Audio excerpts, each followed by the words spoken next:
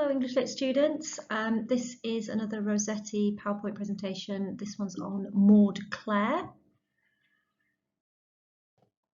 Okay, so Maude Clare, start by talking about form. It's a narrative poem and the form is ballad form.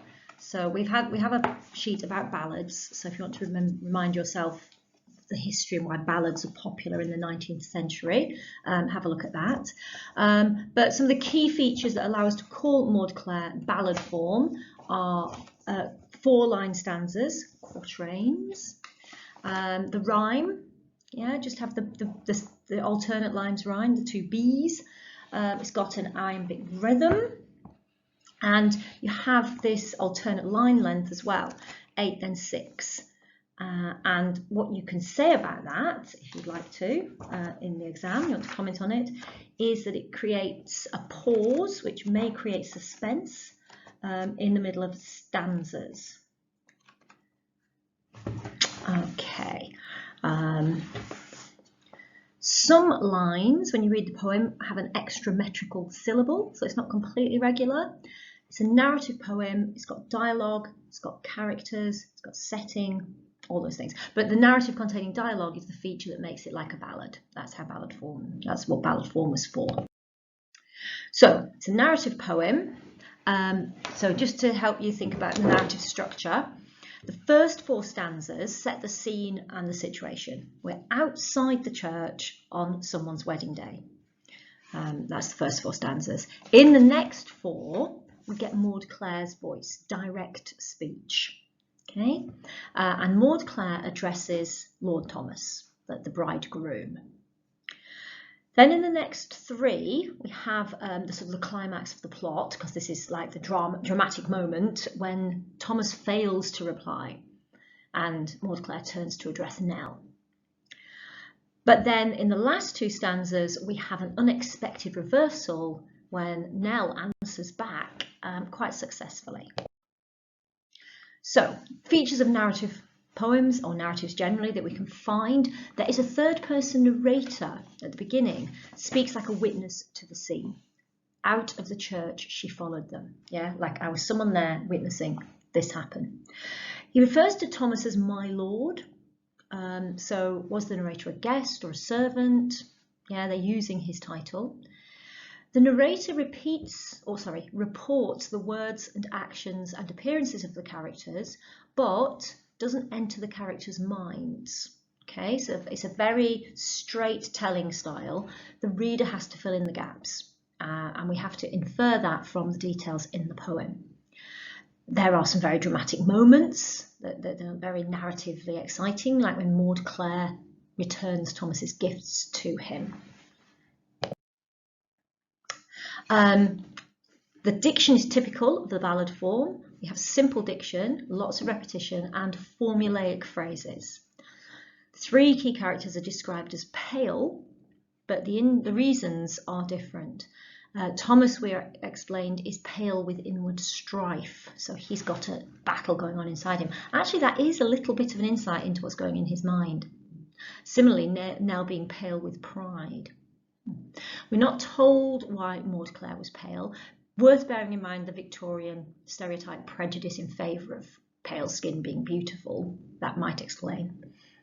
Maude Clare starts 3 phrases with to bless the. She says to bless the hearth, to bless the board, to bless the marriage bed. Remember, we can call that anaphora because it's starting with the phrase the whole time. And also, here's my half, that should say. Here's my half of the faded leaves.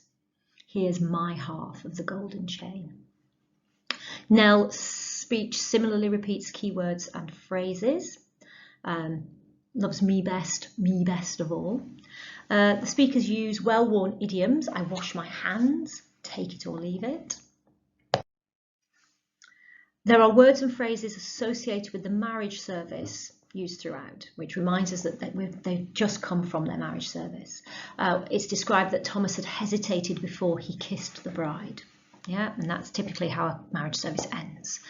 Maude Clare's list of blessings are blessings that happen in the marriage service for board and bed, the hearth, the board and the bed. And Nell uses the words of the marriage vow she's just taken. He's my lord for better or worse. Actually, she says better and worse. Some editing needed here, guys. Sorry about that. So the chronology of the story starts in the present situation, which is the bride, the groom, and the family leaving the church after the wedding. We get there are three women speaking this poem. It's easy to forget that also Thomas's mother speaks, and she speaks first before Maude Clare, and she refers back. So we get a bit of a flashback. She goes back to her wedding day. Maude Clare's speech takes us back to her story and explains why she's there and what she's feeling. Nell's speech is about the future, and she uses the modal verb will, which is a very strong, confident one. I will love him. So think about the characters in this poem. Maude Clare, obviously the most dominant, interesting, possibly, character. The poem bears her name, which is a hint to the fact that she's, the one we're focusing on. Certainly call her the most vivid and exciting character. She has a powerful voice. She uses imperatives when she says to Nell, take my share, take it or leave it. There's irony when she says, I've come to bless the board and the bed. She hasn't at all. She's come to curse them. She's hoping to ruin the wedding, ruin their feelings for each other. And she may be being sarcastic when she addresses the bride as my lady Nell. This is Nell's newly acquired title because she's married a lord. Lord Thomas, very sort of shifty character, hiding in the shadows.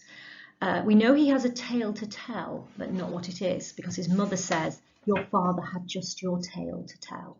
So that creates suspense before Maude Clare speaks. What is his tale? We know he's suffering from inward strife.